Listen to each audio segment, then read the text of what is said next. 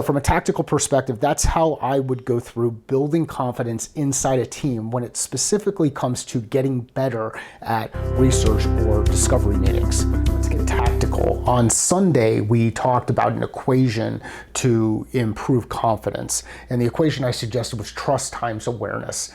Now, then we applied it in as far as building confidence in ourselves. So how do we build self-confidence? Well, we have to trust in our capability to do the work, trust in our abilities, demonstrated abilities, and then awareness. We have to have this high level of self-awareness of capability.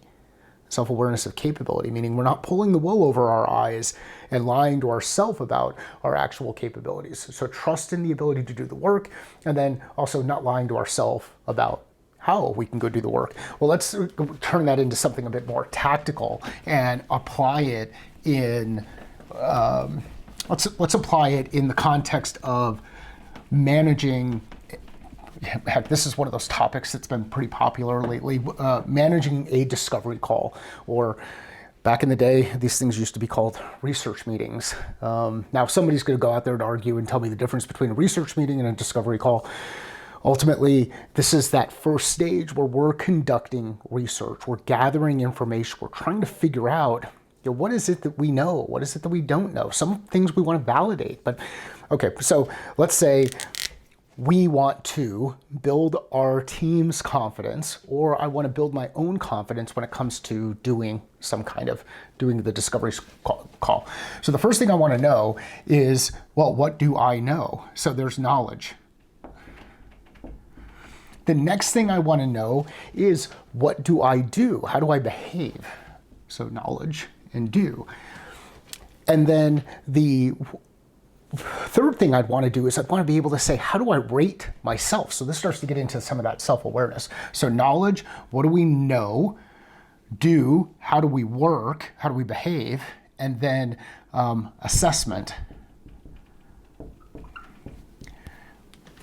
How would we rate ourselves? So I'll put rating here. So know, do, assess. All right, if we agree there, know, do, assess, the next thing we've got to do is say, what do we need to know relative to managing an effective research meeting or conducting an effective research meeting? Well, one thing we might want to do is we want to know, what does good look like and what does bad look like? So this is education, this is training. So we've got to go out there and we've got to figure out what these things are. What does good look like, good discovery look like? What does bad discovery look like? And there are a number of people who go into a lot of detail about amount of time that you should spend speaking in a research meeting versus listening in a research meeting. The way I like to look at it, just look in the mirror. You've got a couple of eyes, you've got a couple of ears. These are things that you use to draw in data, to bring in data. You have a mouth. If you're using your one mouth relative to the four other things that you have, so you have one mouth, 20% of those tools, two eyes, two ears, the other 80%, if you're using your mouth to take on more of the conversation, then you're probably doing it wrong. If you're gathering information, if you're trying to draw information out from others. Now, on the other hand, if you're looking to validate pieces of information, that's a bit different. You can set an expectation. Look, I want to share some things and I want to validate that our assumptions are correct. Again, different type of meeting, but let's know what type of meeting we're getting into. So what does good look like? What's bad look like? Bad, talking too much. Good, asking really good questions. Active listening, asking questions that build on the last couple of questions. So once I know this, so this is training, right? So we train people. And there's a number of different ways we can train people. We can train people in some of the stuff that I do, or in front of groups of people. We can have people go through books. People can watch YouTube videos. There's a number of different ways that we can facilitate the training and the understanding of good and bad. So first thing we do is figure out, what do we need to know? What does a good version of this look like? What does a bad version of this look like? All right. So then we talked about, in the context of discovery meetings, good is listening, asking questions, building those questions. All right, so that's what good looks like. Again, getting your own definition of good, but this is fine. Bad looks like talking too much. Pitching. Explaining. Those are bad. This is a research meeting, not a pitching meeting or a capabilities meeting. This is a research meeting. So we understand the difference between good and we understand the difference between bad. Okay. Once we do this and we generally agree, now we need to put these things into action. Okay. So how do we go through the putting that into action? Well, one way to put them into action, and I know a lot of people talk about this, but role plays. Well, if you have role plays that are in a vacuum where they're held with a couple of people who are doing the work, but they don't know what good looks like, or they don't have an outside assessment that's going to be able to help them, they might get really comfortable doing bad things.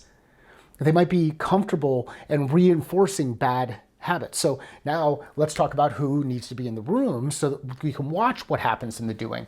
Well, let's say there needs to be a rep, someone playing the rep role. There should be someone playing the client or prospect role. And then there should be somebody else that's out there as an observer.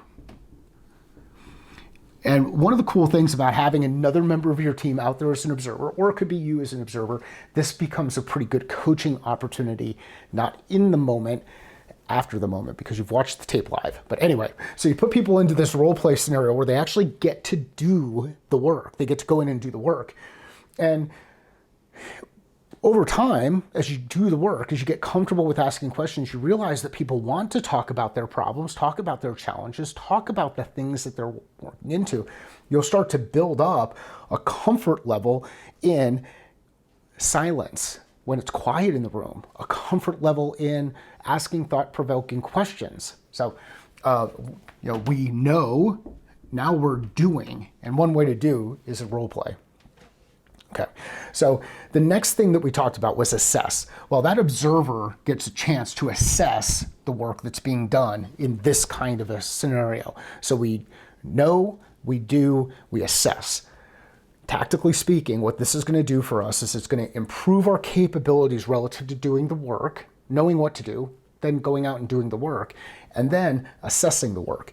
What we might find out is that as we're assessing the work, things are going really good. There's an opportunity to just kind of build and keep going. We might find out that there are things that we need to adjust. Either way, we go back to now we know so that we can do more, so that we can continue to assess and we can keep moving forward. If you do this over and over again, what ends up happening is you start to build trust in your capability. You have an awareness of what your capabilities are, and that confidence will go up. The confidence will go up because you'll have meaningful interactions where you're learning, you're executing against your objectives. So from a tactical perspective, that's how I would go through building confidence inside a team when it specifically comes to getting better at research or discovery meetings. Thank you.